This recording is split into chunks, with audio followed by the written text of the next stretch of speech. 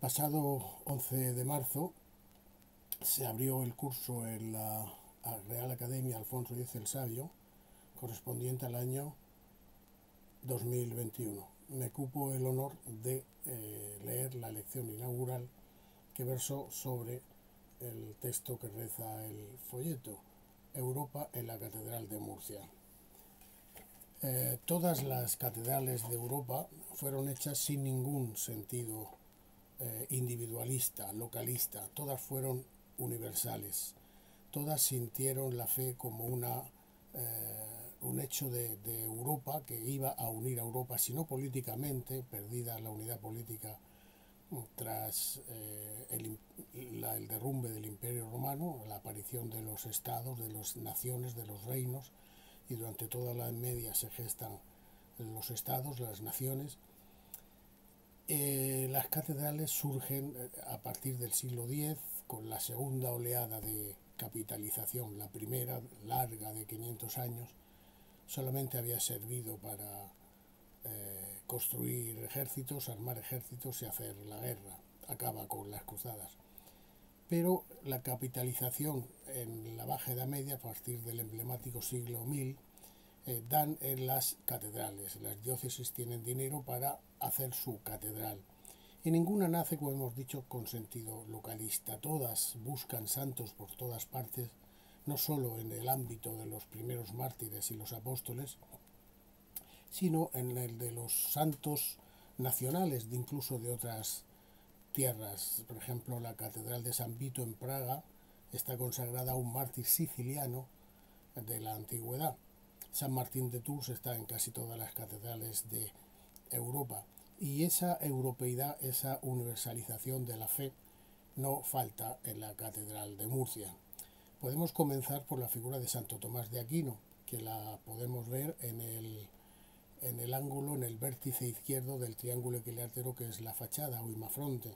Santo Tomás de Aquino, Santo Tomás de Aquino, nació en Rocaseca, cerca de Nápoles, y fulgió en París, en la Cátedra de Filosofía de la Sorbona. A él le debemos la escolástica, la filosofía que nutrió de orden lógico, aristotélico y platónico a la vez en la Edad Media. Los franciscanos, con su empirismo para analizar las cosas, también colaboraron en este saber de la Edad Media. Pero ahí está Santo Tomás de Aquino trayendo Nápoles, la Campania, y París a la Catedral de Murcia. Ecce plusquam Salomón, este es más grande que Salomón, dice la leyenda en latín que reza en su base.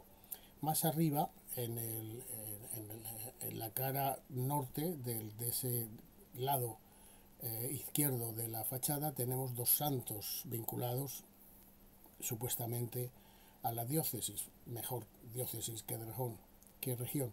Son San Poncio Porcaro, abad del convento de la abadía de Lerins, en la bahía de Cannes, en la Provenza francesa, en la Provenza marítima, que murió martirizado a manos sarracenas, seguramente venidas de España.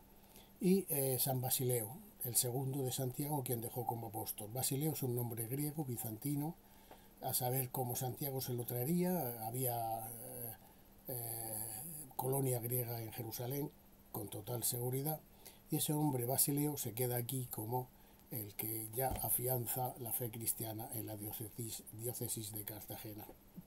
Al otro lado, al lado sur, paralelos en la misma posición, tenemos a San Liciniano, que nunca ha tenido el título de santo. Fue el último obispo de Cartagena que antes de perderse la diócesis, sustituida por la de Bigastri, y que fue repuesta luego en 1266 por Alfonso X a instancias de Roma, que la reconquista, para ser reconquista, tenía que recuperar lo que había estado antes.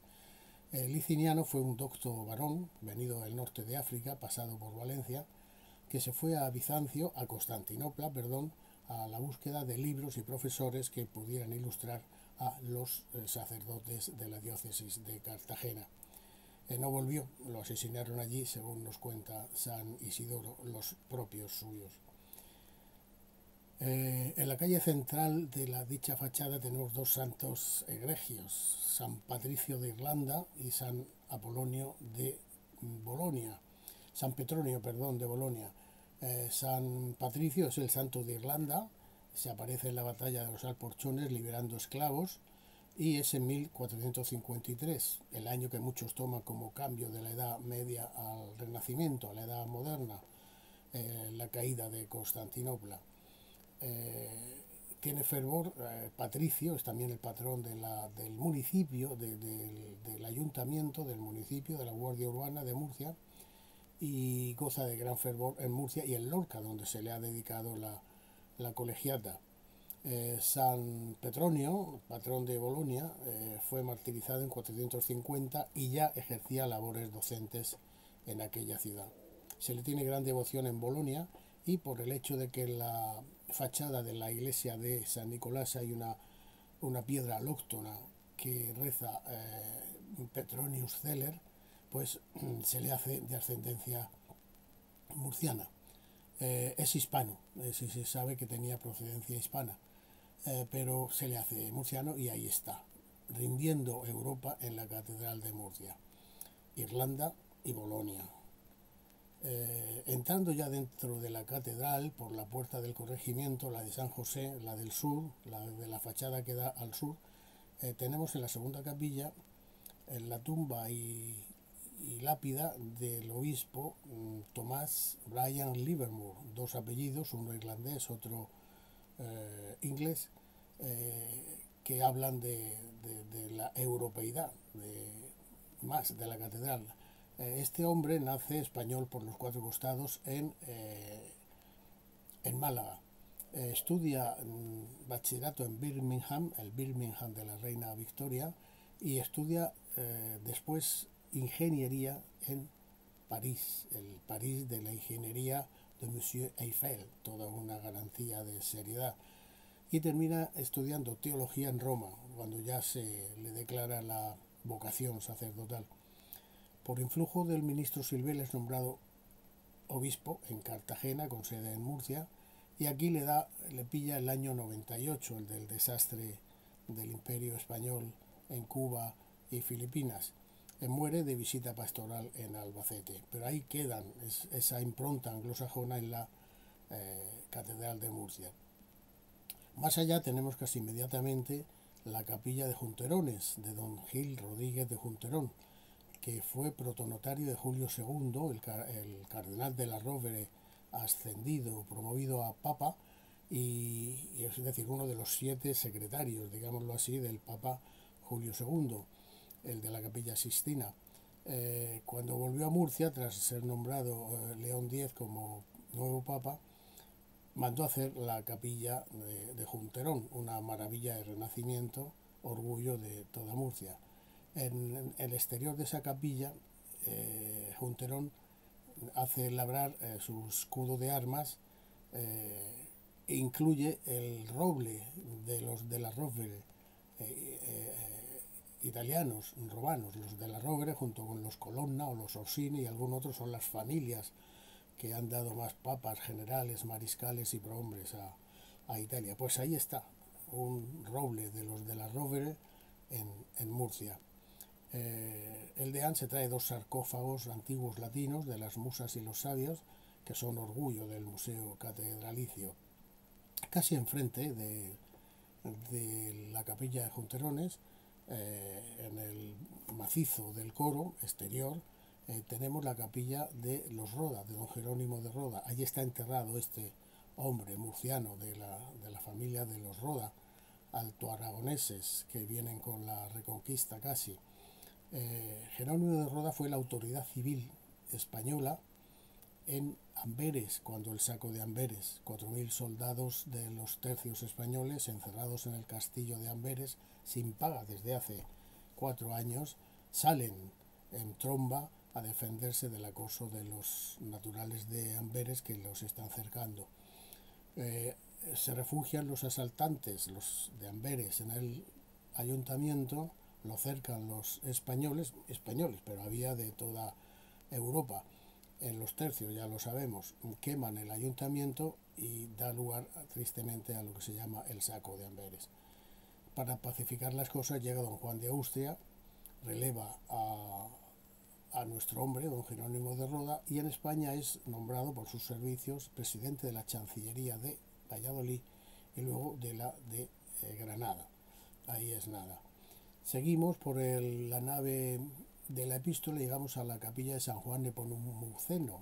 San Juan Nepomuceno es el patrón de la infantería de Marina española y también de los confesores. Es arrojado al río de Praga por no revelar secretos de confesión y gana a nado la orilla. Praga, el puente de Carlos, se incorpora a la catedral de Murcia. Llegamos a la excelsa capilla de los Vélez, y cuyos artífices desconocemos, pero la estudiosa María de Loreto López ha colegido que la iconología y su iconografía corresponden a la escultura renana del Cristo que hay encima del cuadro de la Virgen en la capilla de los Vélez, que se compagina con otro de idéntica factura del mismo tiempo que hay en la clausura del convento de las Claras, Renania, la Alta Alemania. Ahí la tenemos en la catedral. Pasamos a la capilla de San Antonio de Padua, que no es de Padua, es de Lisboa. También tenemos en esa capilla de San Antonio a San Patricio, el que está en el imafronte, en el altar de los desposorios, y en una esquina, en la esquina norte de esa capilla, de esa larga y ancha capilla, está la tumba de Jacobo de las Leyes, jurisconsulto por Bolonia, otra vez Bolonia en la Catedral de Murcia, ya ha estado con San Petronio.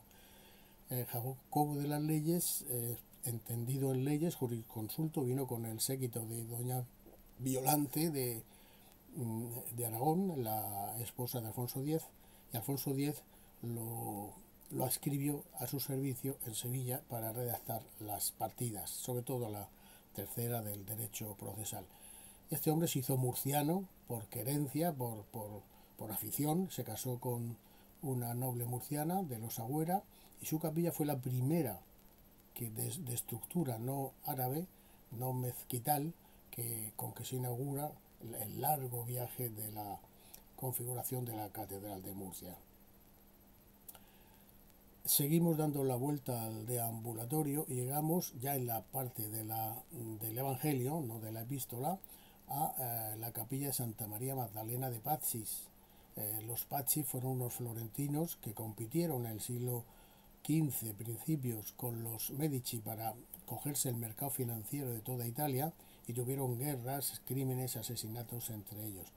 Esta María Magdalena de Pazzi fue ajena a todo eso, fue monja, contemplativa, serena y mística.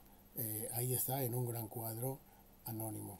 A su lado, en la capilla siguiente, está el San Andrés de Antonio Duparc, un escultor marsellés de Marsella, otra vez la Provenza marítima, que estuvo algunos años en Murcia y de él tomaron lección tanto Francisco Salzillo como su padre Nicolás Salzillo. Antes hemos debido entrar en la sacristía para ver todo lo que hicieron los florentinos, Francisco y Jacobo sobre todo. Entre ellos podemos ver la efigie de un Dante, de Dante Durante, en el portal propiamente de la sacristía, el que da ya a la torre, no al deambulatorio de la catedral. Ahí está indudablemente el rostro de Dante. Florencia pura está entonces en la catedral por los arquitectos y por esta presencia de Dante. Salimos a la puerta de las cadenas y en el arco de varios lóbulos de idea gótica, aunque factura renacentista, tenemos a dos flamencos, Felipe el Hermoso, que nació en Brujas, y su hijo Carlos I de Alemania, primero de España, quinto de Alemania, que nació en Gante, Brujas. Pero también tenemos en esa orla arquitectónica al obispo de Cartagena, nombrado por Carlos V, Mateo Langa o Matthäus Lang de Salzburgo, de Austria, fue embajador de Carlos V en Roma y fue el impulsor de la torre de la catedral, al mismo tiempo que modernizó, para disgusto de muchos, las finanzas del obispado de Cartagena con sede en Murcia. La torre podría llamarse, si le dieran nombre, Torre de Matthäus Lang. Seguimos el recorrido por las capillas ya pasado el transepto y encontramos ahí la tumba de Saavedra Fajardo, que es murciano, sí, pero que vive en Europa toda su vida. Desde que antes de los 20 años marcha a Roma a servir como jurista en la embajada, luego es destinado a Múnich, pasa a toda Suiza y allí trabaja. Y también reside en el Franco Condado, que hace su habilidad política, hace que la soberanía del Franco Condado siga siendo española hasta última hora ya, cuando ya al final de la guerra de los 30 años se pierden todas las posesiones, no posesiones, sí posesiones de la corona, que no de la nación española. Tenemos la estatua de Fernando III debida a Nicolas de Bussy, un alsaciano que viene a Murcia, luego se tiene que ir a Valencia porque toma partido por los austriacistas en la guerra de sucesión española. Y por terminar, ya hagamos mención a el órgano de Märklin-Schütze, el gran órgano, el órgano más egregio, más representativo, el mejor órgano romántico de Murcia. Tiene 62 registros y es construido por causa del incendio de la catedral a mediados del siglo XIX. El órgano es un orgullo no solo de la catedral, sino de Murcia. Y es fabricado por la casa Märklin-Schütze en Bruselas. Por si faltaba poco del Flandes español en la catedral, ahí está este órgano ya de la Bélgica libre, todo un portento de musicalidad. El día del estreno se tocó una composición escrita por el maestro Hilarión Eslava. Tenemos ahí una joya poco conocida en los murcianos. Y bien, podríamos decir muchos que nos hemos saltado, más que podríamos descubrir, pero concluyo con un epílogo bueno. No hace falta hacer ningún monumento a Europa en Murcia, porque ya está la catedral, que es un monumento en sí, en conjunto y en detalle, de toda Europa dentro de la catedral de Murcia. Muchas gracias.